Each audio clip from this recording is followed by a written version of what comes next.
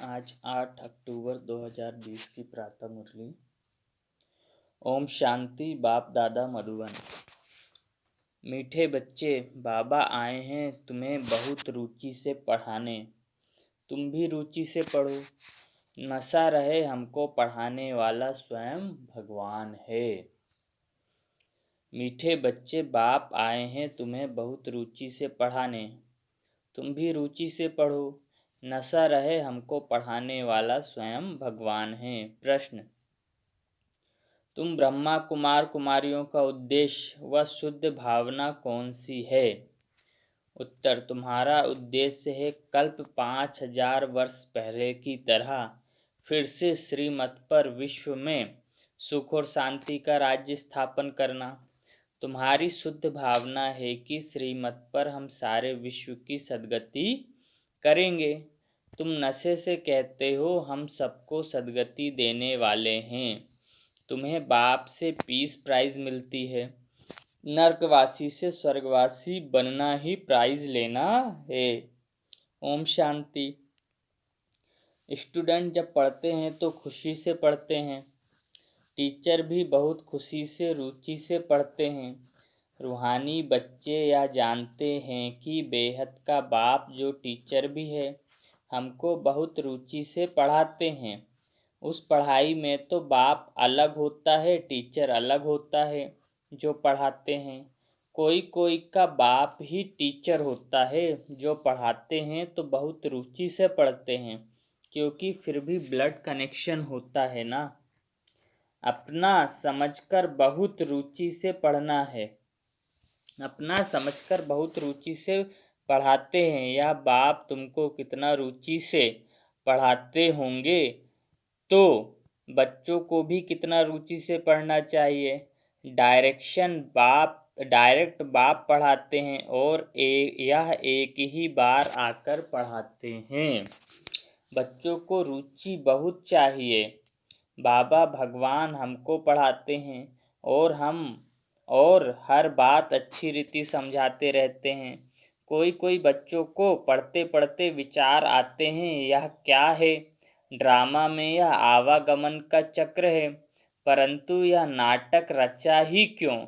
इससे क्या फ़ायदा? बस सिर्फ ऐसे चक्र ही लगाते रहेंगे। इससे तो छूट जाएं तो अच्छा है। जब देखते हैं या तो 84 का चक्र लगाते ही रहना है तो ऐसे ऐसे ख्यालात आते हैं, क्योंकि हर 5000 साल में हम शुरू से स्वर्ग से नरक तक आएंगे। ये चलता ही रहता है, बंद नहीं होता। भगवान ने ऐसा खेल क्यों रचा है जो आवागमन के चक्र से छूट ही नहीं सकते? इससे तो मोक्ष मिल जाए। मोक्ष तो होता ही नहीं है कुछ। ऐसे ऐसे ख्यालात कई बच्चों को आते हैं। इस आवागमन से दुख सुख से छूट जाएं। बाप कहते हैं यह कभी हो नहीं सकता। मोक्ष पाने के लिए कोशिश करना ही वेस्ट हो जाता है। बाप ने समझाया है एक भी आत्मा पाठ से छूट नहीं सकती, अर्थात मोक्ष होता ही नहीं है। एक जन्म कम से कम आत्मा को लेना ही है और ज़्यादा से ज़्यादा 84 जन्म। तो जब एक जन्म लेना है तो भगवान कहते हैं पूरे 84 क्यों नहीं लो, स्वर्ग में आओ जहाँ ना दुख का पता है ना अशांति का पता है, सुख ही सुख आधा कल्प। उसके बाद द्वापर युग के अंत तक भी कोई दुख नहीं है। दुख तो कल युग में है थोड़ा सा, वो भी तुम बच्चों को तो वो भी नहीं है ना। बाप कहते हैं यह कभी हो नहीं सकता। मोक्ष पाने के लिए कोशिश करना ही वेस्ट हो जाता है। बाप ने समझाया है एक भी आत्मा पाठ से छूट नहीं सकती। आत्मा में अविनाशी पाठ भरा है, वह है ही अनादि अविनाशी, बिल्कुल एक्यूरेट एक्टर से एक भी कम जास्ती नहीं हो सकते। तुम बच्चों को सारी नॉलेज है। इस ड्रामा के पाठ से कोई छूट नहीं सकता, ना कोई मोक्ष पा सकता है। सब धर्म वालों को नंबरवार आना ही है। बाप समझाते हैं यह बना बनाया अविनाशी ड्रामा है। तुम भी कहते हो बाबा अब जान गए। तुम भी कहते हो बाबा अब जान गए कैसे हम 84 का चक्र लगाते हैं। यह भी समझते हो पहले पहले जो आते होंगे वह 84 जन्म लेते होंगे। पीछे आने वालों के जरूर कम जन्म होंगे। यहाँ तो पुरुषार्थ करने का है। पुरानी दुनिया से नई दुनिया जरूर बननी है। बाबा हर एक बात बार बार समझाते रहते हैं, क्योंकि नए नए बच्चे आते रहते हैं। उनको आगे की पढ़ाई कौन पढ़ाए? तो बाप नए नए को देख फिर पुरानी पॉइंट्स ही रिपीट करते हैं। तुम्हारी बुद्धि में सारी नॉलेज है, जानते हो शुरू से लेकर कैसे हम पार्ट बजाते आए हैं। तुम यथार्थ रीति जानते हो, कैसे नंबरवार आते हैं, कितने जन्म लेते हैं। इस समय ही बाप आकर ज्ञान की बातें सुनाते हैं। सतयुग में तो है ही प्रारब्ध।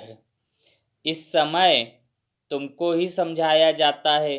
गीता में भी शुरू में फिर पिछाड़ी में यह बात आती है, मन मना भव, मतलब मन ही मन मुझे याद करो, अपना मन मुझ में लगाओ। पढ़ाया जाता है स्टेटस पाने के लिए, तुम राजा बनने के लिए अब पुरुषार्थ करते हो। और धर्म वालों का तो समझाया है कि वह नंबरवार आते हैं। धर्म स्थापक के पिछाड़ी सबको आना पड़ता है। राजाई की बात नहीं, एक ही गीता शास्त्र है जिसकी बहुत महिमा है। भारत में ही बाप आकर सुनाते हैं और सबकी सद्गति करते हैं। वह धर्म स्थापक जो आते हैं वो जब मरते हैं तो बड़े बड़े तीर्थ बना देते हैं। वास्तव में सबका तीर्थ यह भारत ही है, जहाँ बेहद का बाप आते हैं। बाप ने भारत में ही आकर सर्व की सद्गति की है। बाप कहते हैं, मुझे लिबरेटर गाइड कहते हो ना। हम तुमको इस पुरानी दुनिया, दुख की दुनिया से लिबरेट कर शांति धाम सुख धाम में ले जाते हैं। बच्चे जानते हैं बाबा हमें शांति धाम सुख धाम ले जाएंगे, बाकी सब शांति धाम जाएंगे। दुख से बाप आकर लिबरेट करते हैं। उनका जन्म मरण तो है नहीं, बाप आया फिर चला जाएगा। उसके लिए ऐसे थोड़े ही कहेंगे कि मर गया। जैसे शिवानंद के लिए कहेंगे शरीर छोड़ दिया फिर क्रियाकर्म करते हैं। यह बाप चला जाएगा तो इनका क्रियाकर्म सेरेमनी आदि कुछ भी नहीं करना होता। उनके तो आने का भी नहीं पता पड़ता। क्रियाकर्म आदि की तो बात ही नहीं है, और सब मनुष्यों का क्रियाकर्म करते हैं। बाप का क्रियाकर्म होता नहीं, उनको शरीर ही नहीं। सतयुग में यह ज्ञान भक्ति की बातें होती नहीं, यह अभी ही चलती है और सब भक्ति ही सिखलाते हैं। आधा कल्प है भक्ति, फिर आधा कल्प के बाद बाप आकर ज्ञान का वर्षा देते हैं। ज्ञान कोई वहाँ साथ नहीं चलता, वहाँ बाप को याद करने की दरकार ही नहीं रहती। मुक्ति में है, वहाँ याद करना होता है क्या? दुख की फरियाद वहाँ होती ही नहीं। भक्ति भी पहले अव्यभिचारी फिर व्यभिचारी होती है। अव्यभिचारी मतलब सिर्फ एक शिव की ही होती है, फिर तो कुत्ता बिल्ली गाय भूस भेड़ू सब की करने लगते हैं। इस समय तो अति व्यभिचारी भक्ति है, इसको रौरव नरक कहा जाता है। एकदम तीखे से तीखा नरक है, फिर बाप आकर तीखा स्वर्ग बनाते हैं। इस समय है 100% दुख, फिर 100% सुख शांति होगा। आत्मा जाकर अपने घर विश्राम पाएगी। समझाने में बड़ा सहज है। बाप कहते हैं, मैं आता ही तब हूँ जब नई दुनिया की स्थापना कर पुरानी दुनिया का विनाश करना होता है। इतना कार्य सिर्फ एक तो नहीं करेंगे, खिदमतगार बहुत चाहिए। इस समय तुम बाप के खिदमतगार बच्चे बने हो, भारत की खास सच्ची सेवा करते हो। सच्चा बाप सच्ची सेवा सिखलाते हैं, अपना भी, भारत का भी और विश्व का भी कल्याण करते हो। तो कितना रुचि से करना चाहिए। बाबा कितनी रुचि से सर्व की सद्गति करते हैं। अभी भी सर्व की सद्गति होनी है जरूर। यह है शुद्ध अहंकार, शुद्ध भावना। तुम सच्ची सच्ची सेवा करते हो, परंतु गुप्त। आत्मा करती है शरीर द्वारा, तुमसे बहुत पूछते हैं बीके का उद्देश्य क्या है। बोलो। बीके का उद्देश्य है विश्व में सतयुगी सुख शांति का स्वराज्य स्थापन करना। हम हर 5000 वर्ष बाद श्रीमत पर विश्व में शांति स्थापन कर विश्व शांति की प्राइज लेते हैं। यथा राजा रानी तथा प्रजा प्राइज लेते हैं। नरकवासी से स्वर्गवासी बनना कम प्राइज है क्या। वह पीस प्राइज लेकर खुश होते रहते हैं। मिलता कुछ भी नहीं। सच्ची सच्ची प्राइज तो अभी हम बाप से ले रहे हैं, विश्व के बादशाही की। कहते हैं ना, भारत हमारा ऊंचा देश है। कितनी महिमा करते हैं। सब समझते हैं हम भारत के मालिक हैं, परंतु मालिक है कहाँ। अभी तुम बच्चे बाप की श्रीमत से राज्य स्थापन करते हो। हथियार पावर तो कुछ नहीं है। देवी गुण धारण करते हैं, इसलिए तुम्हारा ही गायन पूजन है। अम्बा की देखो कितनी पूजा होती है, परंतु अम्बा कौन है, ब्राह्मण व देवता, यह भी पता नहीं।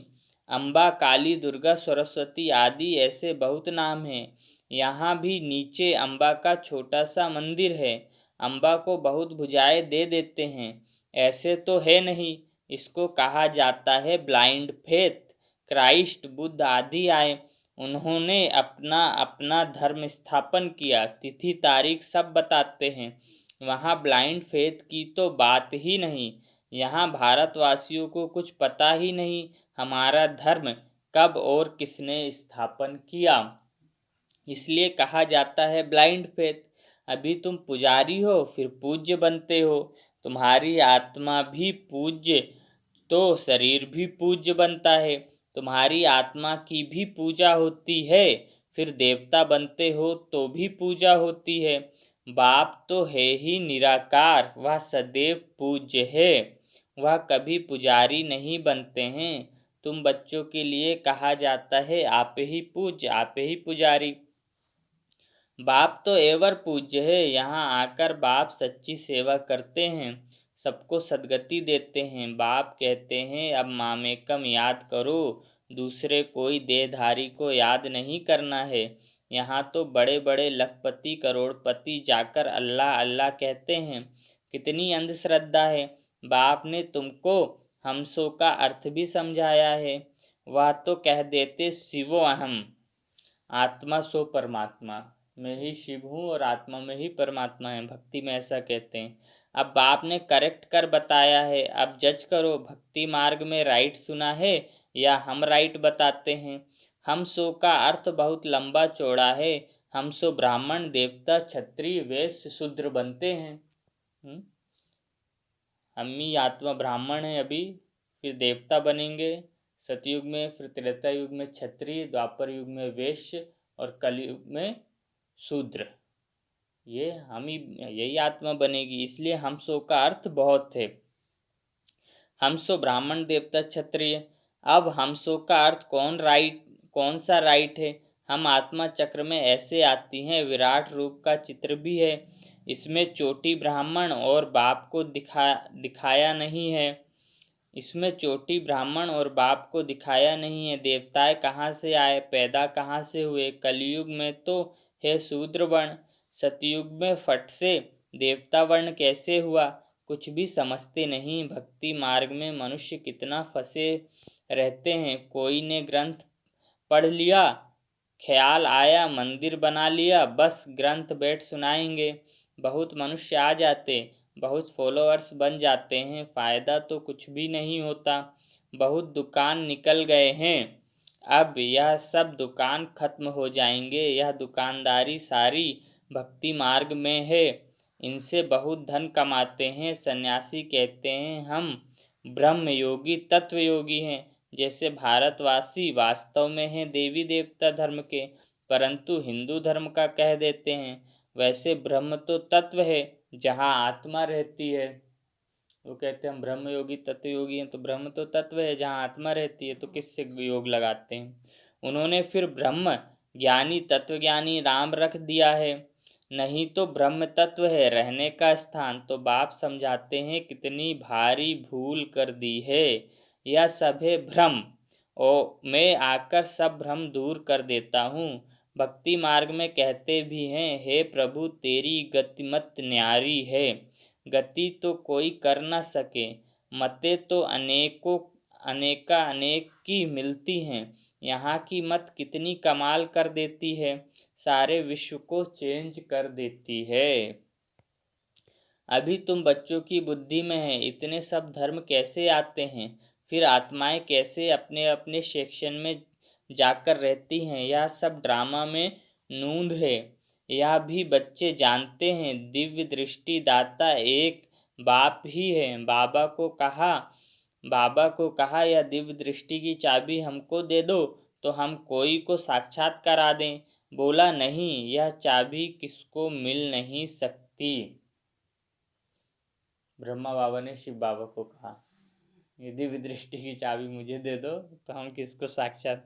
या बच्चे भी जानते हैं दिव्य दृष्टि दाता एक बाप ही है। बाबा को कहा यह दिव्य दृष्टि की चाबी हमको दे दो तो हम कोई को साक्षात करा दे। बोला नहीं, यह चाबी किसको मिल नहीं सकती।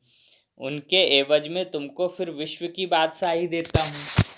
ये चाबी नहीं दूंगा, लेकिन विश्व की बादशाही देता हूँ।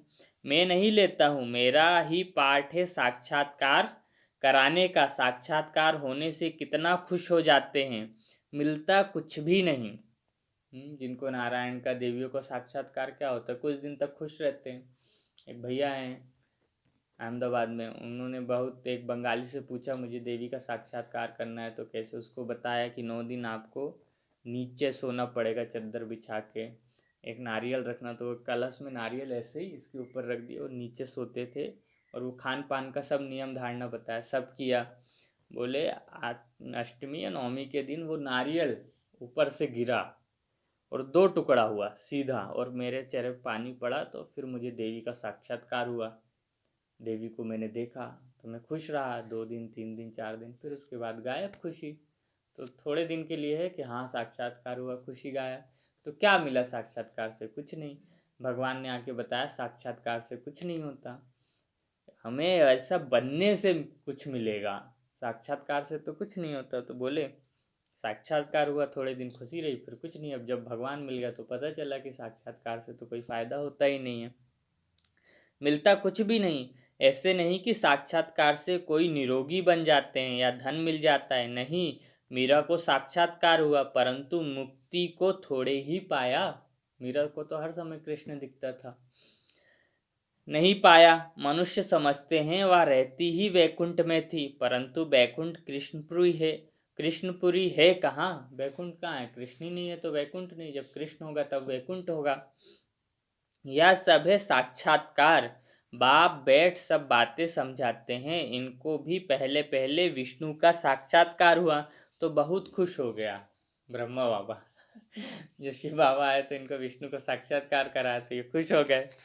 वह भी जब देखा कि मैं महाराजा बनता हूँ, विनाश भी देखा, फिर राजाई का भी देखा, तब निश्चय बैठा, ओहो मैं तो विश्व का मालिक बनता हूँ। फिर इनको पूरा साक्षात्कार कराया, तुम ही विष्णु बनोगे, तुम ही विश्व के मालिक बनोगे। तब इनको बड़ा नशा चढ़ गया। अरे तो इन्होंने सब अपना धंधा पानी छोड़ा और भगवान की याद में लग गए, भगवान के काम में अपना सब लगा दिया और निरंतर याद करते थे। याद नहीं आती थी तो अपने को थप्पड़ मारते थे, मैं आत्मा हूँ, ऐसे ही याद करते थे, लिखते थे, मेरी पत्नी यशोदा आत्मा है, मेरा बच्चा ही आत्मा है, ऐसे कर करके अपने को याद दिलाते थे कि ये सब आत्मा है। बहुत अभ्यास करके बना और बहुत बहुत पुरुषार्थ करने से हुआ है। विनाश भी देखा, फिर राजाई का भी देखा, तब निश्चय बैठा, ओहो मैं तो विश्व का मालिक बनता हूँ। बाबा की प्रवेशता हो गई, बस बाबा यह सब आप ले लो, हमको तो विश्व की बादशाही चाहिए। अपना सारा धन भगवान के काम में लगा दिया, इसलिए पहला नंबर है, पहली आत्मा है जिसने लगाया, इसलिए पहला नंबर है कृष्ण। पूरा विश्व उसका होगा। आज भी देखो पालना में झुलाते हैं किसको, मूर्ति ने ना, कृष्ण तो है नहीं, लेकिन वो सोचते यही कृष्ण है। 5 टाइम का भोजन खिलाते हैं। बस बाबा यह सब आप ले लो, हमको तो विश्व की बादशाही चाहिए। तुम भी यह सौदा करने आए हो ना, जो ज्ञान उठाते हैं उनकी फिर भक्ति छूट जाती है। जब ज्ञान हम समझ लेंगे तो भक्ति छूट जाएगी, धीरे धीरे छूट जाती है। इन्होंने बहुत भक्ति की थी, भगवान मिल गया, छूट गई तुरंत। जिसकी भक्ति पूरी नहीं है वो करते हैं, जब भक्ति पूरी होगी तो छूट जाएगी स्वतः ही। अब तो भगवान कहते घर में ही रहो, लेकिन ट्रस्टी होके रहो कि ये सब आपका है, आपकी सेवा में। शुरू में तो यज्ञ रचना था तो बोल देते थे आ जाओ छोड़ के यहाँ रहो, अब तो बोलते घर में रहो। तुम आ जाओगे सब तो संदेश कौन देगा दुनिया वालों को कि भगवान आया है। लेकिन मन बुद्धि से ये रहे कि भगवान ये सब कुछ तेरा है। अच्छा, मीठे मीठे सिकी लधे बच्चों प्रति माता पिता बाप दादा का याद प्यार और गुड मॉर्निंग। रूहानी बाप की रूहानी बच्चों को नमस्ते। हम रूहानी बच्चों की रूहानी माता पिता मम्मा बाबा बाप दादा को याद प्यार, गुड मॉर्निंग और नमस्ते। शुक्रिया बाबा, शुक्रिया आपका पद्मा पदम शुक्रिया। धारणा के लिए मुख्य सार। पहला, देवी गुण धारण कर श्रीमत पर भारत की सच्ची सेवा करनी है। अपना, भारत का और सारे विश्व का कल्याण बहुत बहुत रुचि से करना है। दूसरा, ड्रामा की अनादि अविनाशी नूंद को यथार्थ समझ कोई भी टाइम वेस्ट करने वाला पुरुषार्थ नहीं करना है, व्यर्थ ख्यालात भी नहीं चलाने हैं। वरदान, एकाग्रता के अभ्यास द्वारा एक रस स्थिति बनाने वाले सर्व सिद्धि स्वरूप भव। एकाग्रता के अभ्यास द्वारा एक रस स्थिति बनाने वाले सर्व सिद्धि स्वरूप भव। जहाँ एकाग्रता है वहाँ स्वतः एक रस स्थिति है। एकाग्रता से संकल्प, बोल और कर्म का व्यर्थपन समाप्त हो जाता है और समर्थपन आ जाता है। एकाग्रता अर्थात एक ही श्रेष्ठ संकल्प में स्थित रहना। जिस एक बीज रूपी संकल्प में सारे वृक्ष रूपी विस्तार समाया हुआ है, जिस एक बीज रूपी संकल्प में सारा वृक्ष रूपी विस्तार समाया हुआ है, एकाग्रता को बढ़ाओ तो सर्व प्रकार की हलचल समाप्त हो जाएगी। सब संकल्प, बोल और कर्म सहज सिद्ध हो जाएंगे। जितना हमारा मन एकाग्र होगा उतने हमारे अंदर शक्ति आएगी और हम जो चाहेंगे वो पूर्ण होता है। इसके लिए एकांतवासी बनो। एकांतवासी अर्थात एक के अंत में खो जाना, एक अर्थात शिव बाबा की याद में खो जाना, यही एकांतवासी बनना है। स्लोगन, एक बार की हुई गलती को बार बार सोचना अर्थात दाग पर दाग लगाना, इसलिए बीती को बिंदी लगाओ। जो हो गया उसको भूल जाओ, जो हुआ अच्छा हुआ, जो हो रहा है अच्छा हो रहा है और जो होगा अच्छा होगा। इस बात को हमेशा याद रखते हुए जो बीत गया, जो बिगड़ गया है उसको याद कभी नहीं करना है, क्योंकि हम उसको कुछ कर नहीं सकते। स्लोगन, एक बार की हुई गलती को बार बार सोचना अर्थात दाग पर दाग लगाना, इसलिए बीती को बिंदी लगाओ। अच्छा, ओम शांति।